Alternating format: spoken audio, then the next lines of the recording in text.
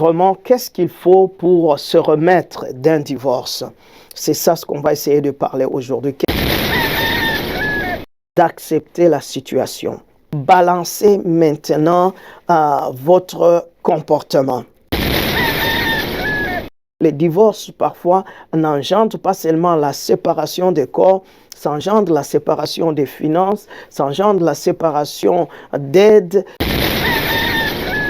Surtout quand il y a des enfants, et je dis souvent que le divorce est un échec d'un couple, mais une tragédie pour les enfants.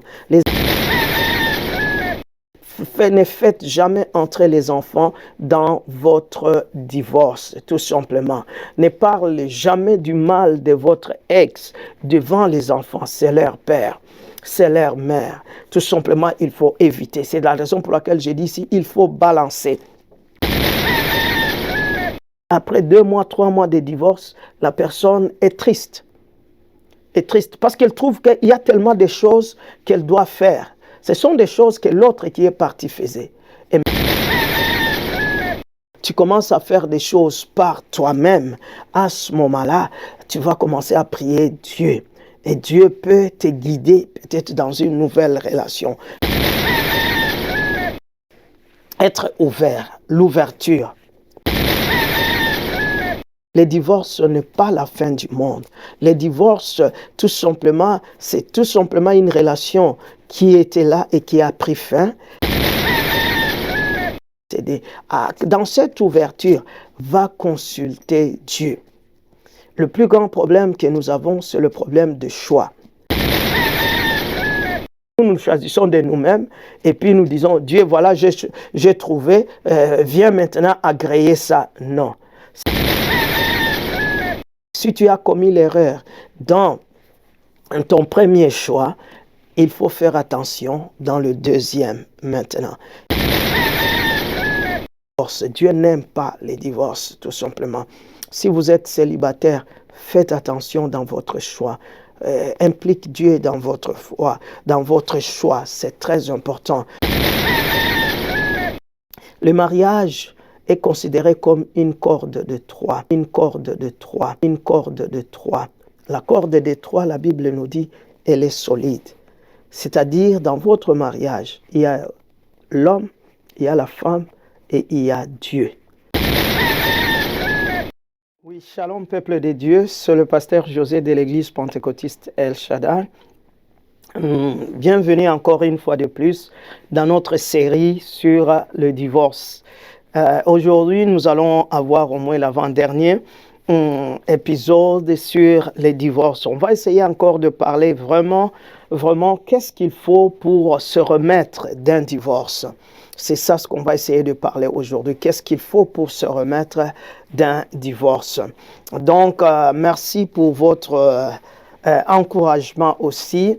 Je voudrais, avant de continuer, tout simplement, de vous demander de vous abonner massivement, d'aimer, de liker nos vidéos, de les partager parce que vous pouvez aussi aider un couple, une famille, un frère, une sœur, vous pouvez aussi l'aider. Et surtout d'activer la cloche aussi. Ça va nous permettre chaque fois quand il y a des nouvelles vidéos que vous soyez parmi les premiers à être informés aussi. Donc, les divorces, comme je vous ai dit dès le départ, la définition du mariage, c'est tout simplement une alliance entre deux personnes deux personnes imparfaites qui décident de s'aimer et de vivre ensemble le reste de leur vie. Donc le mariage, c'est pour la vie, dans l'intention de Dieu. Mais le divorce, c'est quelque chose qui arrive, c'est pas dans l'intention de Dieu. Nous avons essayé de parler dans le livre de Matthieu, chapitre 19, le verset 6, que ce que Dieu a uni, personne ne peut le séparer. Mais si Moïse avait on demandait aux gens, Seigneur, de donner une lettre de divorce, c'était à cause d'endurcissement de leur cœur. Mais dans l'intention de Dieu, il n'en était pas ainsi. Comme Jésus l'a dit, au commencement, il n'était pas ainsi. Et maintenant, le divorce est déjà arrivé. Maintenant, le divorce est là. Qu'est-ce qu'il faut faire? La fois passée, nous avons essayé de parler ce qu'il ne faut pas faire quand les divorces arrivent, on avait parlé, il y a des gens qui vont s'isoler et ils vont éviter les lieux où ils étaient, on les connaissait mariés, éviter l'église là où on les connaissait qu'ils étaient mariés, éviter les restaurants là où on les connaissait qu'ils étaient mariés, éviter même la communauté là où on les connaissait qu'ils étaient mariés. Ils évitent, ils vont loin, mais laisse-moi te dire, plus on s'éloigne, plus le diable peut être là pour t'utiliser et te détruire davantage. Essaie de faire un effort, de rester là où on t'a connu et que tu puisses tout simplement accepter la réalité. La première des choses pour tout simplement revenir très bien dans votre divorce, un remède pour restaurer ta vie dans votre divorce, la première des choses, c'est d'accepter la situation. Nous avons vu parmi les erreurs, tout simplement, on évite, on essaie de ne pas accepter que cela est arrivé. Et cela, ça fait mal aux divorcés. Quand tu n'acceptes pas que la situation est arrivée, alors que la situation est réelle, ça t'amène dans des inquiétudes, dans des amertumes, dans la haine, tout simplement. Mais la première des choses qu'il faut faire, tout simplement, c'est accepter que la situation est arrivée. Lorsque tu acceptes que tu es déjà divorcé, ça va plus nous aider à faire face au divorce, tout simplement. Accepter que l'ancienne relation est déjà passée. Il faut accepter que tout est passé, tout simplement. Tu t'amènes à réalité que tu dois recommencer ta vie maintenant. Tu dois recommencer ta vie à zéro. Tu dois recommencer ta vie comme si tu étais encore seul, parce que tu es devenu seul. Donc accepte cette situation, tout simplement. Parce que la plupart des fois, on veut tromper, on veut éviter que les gens sachent que je suis divorcé. On veut éviter que le monde connaisse que je suis divorcé. Et en ce moment-là, tu vas t'isoler, tu vas aller ailleurs, ça ne va pas t'aider. Accepte la situation. Demande à Dieu de te donner cette capacité d'accepter la situation, de faire face à la situation, de dire je suis divorcé et je sais que la relation est finie, donc je recommence les choses à zéro. Je recommence les choses à zéro et je le recommence avec Dieu.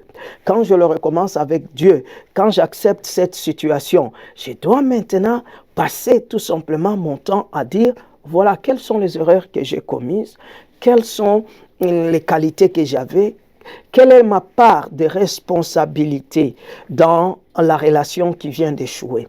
Quelle est la part de responsabilité de l'autre? Et quand je fais face à cela, il faut être juste et honnête. Si toi, tu as été la cause de certaines choses, accepte-la.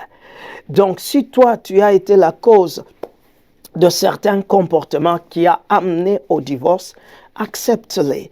Parce que quand tu acceptes ta responsabilité, c'est là que tu vas commencer à savoir comment tu peux réparer cela. On ne répare pas si on n'accepte pas que j'ai été aussi fautif ou fautif quelque part. J'ai été aussi responsable quelque part. Dans ce que j'ai été responsable, je dois essayer de savoir comment je peux corriger cela. Donc, la première des choses qui est importante, c'est d'accepter la situation, d'accepter que le divorce est arrivé. J'accepte, je recommence à zéro, je recommence avec le Seigneur. C'est quelque chose de mieux que je peux essayer de faire.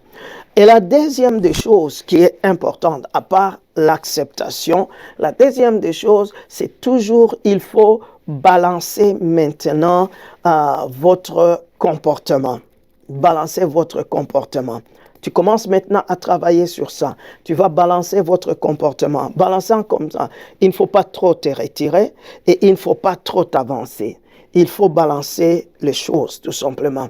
Parce qu'à un certain moment, tu dois beaucoup penser, donc, ou tu ne penses absolument à rien. Donc, nous voyons à un certain moment, les divorces nous amènent aux deux extrêmes. Ça nous amène aux deux extrêmes. Soit on a une haine extrême contre l'autre, tout simplement, et c'est ce qui ne va pas aider, surtout quand vous avez des enfants. ça ne va pas aider, soit tout simplement vous avez un laisser-aller tout à fait extrême. Non, il faut savoir que il y a une relation qui a existé et cette relation vient de prendre fin. Et lorsque cette relation prend fin, tout simplement, comme je dis, tu l'acceptes et après avoir accepté, tu vas balancer. Ne te laisse pas donc engendrer dans l'extrême. Donc l'extrême, parfois, c'est comme je dis, vous commencez à faire des choses stupides. Tu commences à sortir avec n'importe qui. Tu commences à parler avec n'importe qui. Non, il faut balancer. C'est le temps que tu demandes la sagesse à Dieu. Demande la sagesse à Dieu.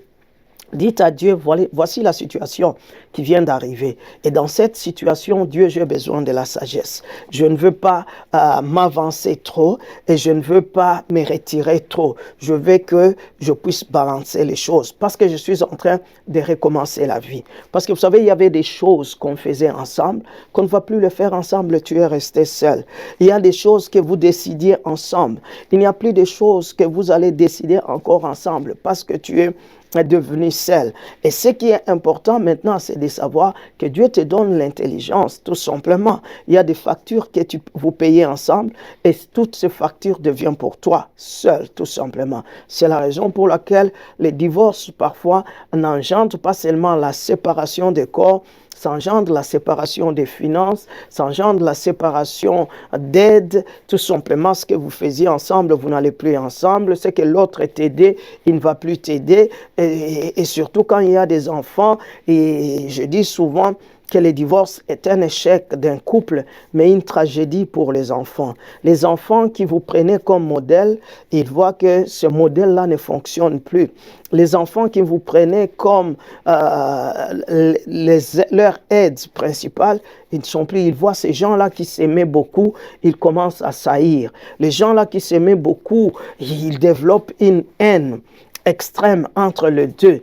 Quand ils sont chez papa, le papa insulte la maman. Quand ils sont chez la maman insulte le papa. Et c'est ce qui n'est pas vraiment bon. Il faut éviter de telles choses. Ne faites jamais entrer les enfants dans votre divorce, tout simplement. Ne parlez jamais du mal de votre ex devant les enfants. C'est leur père. C'est leur mère. Tout simplement, il faut éviter. C'est la raison pour laquelle j'ai dit ici, il faut balancer. Il faut balancer. S'il y a des choses à vous parler entre vous, les ex, parlez-vous. N'impliquez pas les enfants là-dedans. C'est ça la meilleure des choses. Il faut balancer les choses qui sont vraiment importantes quand on fait cette balance qui est importante. La troisième des choses qui est aussi importante, tout simplement, c'est essayer de chercher l'indépendance. L'indépendance. Essaie d'être indépendant ou indépendante. Parce que il y avait des choses pour lesquelles on faisait pour toi. C'est l'autre qui faisait. Durant tous ces 20 ans, durant tous ces 5 ans, c'est l'autre qui le faisait. Et maintenant, comme tu as accepté que la situation n'est plus là, que la relation n'est plus là, tout est déjà fini. Ce qui est important, c'est d'essayer de voir maintenant, chercher à être indépendante, à faire des choses de toi-même, tout simplement. Et la plupart le grand problème dans le divorce, c'est ça. Parce que il y a quelqu'un qui payait les factures tout le temps. Il y a quelqu'un qui sortait la poubelle tout le temps. Il y a quelqu'un qui faisait certaines tâches tout le temps, durant tout le temps que nous avons passé en relation. Mais maintenant, cette relation n'est plus là. Tout simplement, je dois apprendre, tout simplement. Il y a quelqu'un qui amener les enfants à l'école, tout simplement. Et maintenant, pour le moment, comme il n'est pas là, c'est moi qui dois commencer à amener les enfants à l'école. Il y a quelqu'un qui me conduisait, moi je ne sais pas conduire, et à un certain moment, je dois apprendre à conduire maintenant.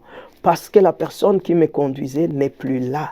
Tout simplement, je dois apprendre à conduire. C'est-à-dire, je dois apprendre à payer les factures. Je dois apprendre à faire les achats seul. Je dois apprendre. Il y a tellement de choses que je dois apprendre quand je reste seul. Et c'est le moment le plus important. C'est la raison pour laquelle je dis, n'entrez pas beaucoup tout simplement dans la précipitation dans une autre relation parce que vous risquez de vous faire encore plus de mal tout simplement. Parce que ce moment ici d'indépendance, il y a beaucoup de gens qui ne résistent plus. Il y a l'homme à qui on a préparé la nourriture tout le temps et maintenant la femme qui préparait n'est plus là et il commence à préparer seul. Après un certain moment, il est fatigué, il veut se marier vite à cause de la nourriture. Et c'est là que la femme là qui prépare pour toi, qui va venir préparer pour toi, est-ce que tu connais aussi son comportement? Elle va venir parce qu'elle ne te marie pas parce que tu es incapable de préparer la nourriture seule. Essaye d'apprendre comment préparer la nourriture seule en attendant que tu puisses avoir une femme que tu vas voir pour la vie. Essaye de voir comment l'autre là faisait des choses et toi tu peux être quand même de faire les choses. Parce que la dépendance parfois tout simplement ne nous aide pas au moment de divorce. Je dépendais de l'autre pour ça et maintenant il n'est plus là et vous allez voir certaines personnes sont stressées, certaines personnes sont inquiètes, certaines personnes, vous savez, après 2 mois, 3 mois de divorce, la personne est triste. Est triste parce qu'elle trouve qu'il y a tellement de choses qu'elle doit faire. Ce sont des choses que l'autre qui est parti faisait. Et maintenant, elle ne peut plus faire. C'est l'autre là qui faisait. Maintenant, il ne peut plus faire ça. Donc, à un certain moment, donne-toi le temps. Donne-toi le temps de commencer à être indépendante. Et ce qui est important, ne t'engage pas dans une autre relation si tu n'es pas encore indépendante de tout ce que tu étais dépendant dans l'autre relation. Si tu ne conduisais pas, apprends d'abord à conduire avant d'entrer dans une autre relation. Si tu ne préparais pas, apprends à préparer avant de conduire. Il faut que toi-même, tu sois indépendant. Et à ce moment-là, tu peux prendre une bonne décision, tout simplement. Parce que si tu veux quelqu'un qui va venir t'aider à payer les factures, tu dépendras de cela, tout simplement. Tu risques d'avoir quelqu'un qui va venir t'aider à payer les factures, mais il va t'insulter. L'autre là, il va te taper. L'autre là, il va... Donc, à un certain moment, cherche, prie Dieu. Dieu va t'aider à être indépendant. Et quand tu es indépendant, tout simplement, tu commences à faire des choses par toi-même. À ce moment-là, tu vas commencer à prier Dieu. Et Dieu peut te guider peut-être dans une nouvelle relation, ce qui est important à faire. Donc, il faut tout simplement essayer de voir cela. Maintenant, quand tu arrives, tout simplement, comme je dis, tout simplement, tu dois accepter et puis tu dois balancer. En troisième chose, tu dois être indépendant de ce que tu es en train de faire, tout simplement. Et la quatrième des choses, tu vas commencer maintenant à être ouvert. L'ouverture maintenant, à voir comment je peux faire encore. Est-ce que je peux entrer dans une bonne relation encore? Quels sont, à qui je peux m'ouvrir? À qui je peux m'ouvrir? Parce que j'ai déjà balancé, je ne peux pas m'ouvrir à n'importe qui. Je dois essayer de demander à Dieu de me donner tout simplement l'intelligence et la sagesse. Je vais demander à Dieu de me donner l'intelligence et la sagesse pour savoir ce qui doit se faire. Tu vas demander à Dieu de se manifester. Tu dois être ouvert maintenant. Et à ce moment-là, tu peux parler aux gens. Tu peux essayer de commencer à initier peut-être d'autres nouvelles relations. Parce qu'il faut savoir que le divorce n'est pas une fatalité en soi. Le divorce n'est pas la fin du monde. Le divorce, tout simplement, c'est tout simplement une relation qui était là et qui a pris fin. Et tout simplement, elle n'existe plus. C'est une relation qui est morte. Tout simplement, cela ne veut pas dire que tu ne peux pas commencer une autre relation. Tu peux commencer une autre relation.